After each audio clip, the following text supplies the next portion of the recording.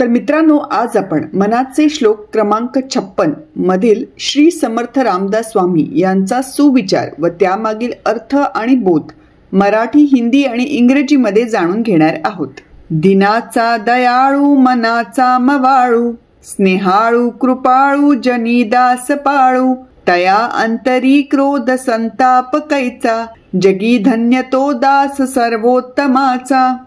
अर्थ मराठी।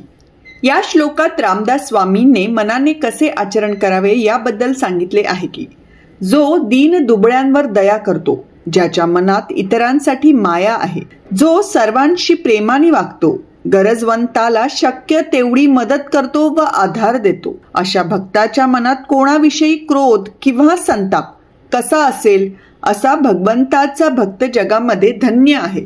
मित्रांनो, परमेश्वर हा सर्वेश्वर आहे, ज्याची शक्ती सर्वत्र पसरलेली आहे। जेव्हा ही गोष्ट आपल्याला समजते तेव्हा आपल्यातील द्वैत अर्थात तू व मी ही भावना निघून जाऊन एकत्व निर्माण होतं। एकत्व निर्माण होताच आपल्या मनातील इतरांविषयी असणारा राग, द्वेष, मत्सर निघून जाऊन त्या जागी माया, प्रेम, स्नेह यासारख्या भावना निर्माण होतात। इतरांविषयी प्रेम बाळगणारा असा भक्त भगवंताला खूप प्रिय होतो। अर्थ हिंदी। इस श्लोक में रामदास स्वामी जी ने मन को कैसा आचरण करना चाहिए इसके बारे में बताया है कि जो निर्बलों पर दया करता है, जिसके हृदय में दूसरों के लिए प्रेम है, वह व्यक्ति जो सभी के साथ प्रेम से पेश आता है, जरूरतमंदों की यथासंभव मदद और समर्थन करता है, ऐसे भक्त को किसी के प्रति क्रोध या द्वेष कैसे हो सकता है। ऐसा भगवान का भक्त संसार में धन्य है। दोस्तों, ईश्वर सर्वशक्तिमान है, जिसकी शक्ति सर्वत्र फैली हुई है। जब हम इसे समझ लेते हैं तो हमारे भीतर का द्वैत अर्थात मैं और तू की भावना लुप्त हो जाती है और एकता निर्मित होती है। जैसे ही एकता निर्मित होती है, हमारे मन में दूसरों के प्रति जो क्रोध, घृणा और ईर्ष्या होती है वह लुप्त हो जाती है और उसके स्थान पर प्रेम, स्नेह और ममता जैसी भावनाएं उत्पन्न होती है। जो भक्त दूसरों के प्रति प्रेम रखता है वह भगवान को बहुत प्रिय होता है। अर्थ English.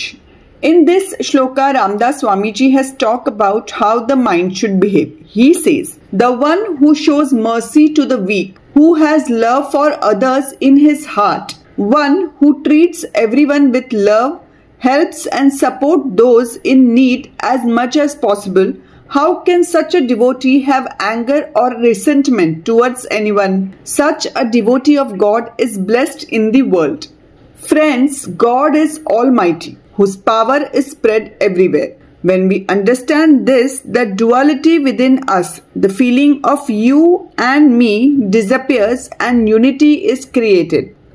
As unity is created, the anger, hatred and jealousy we have towards others in our mind disappears and feeling like love and affection arises in their place. A devotee who has love for others is very dear to God.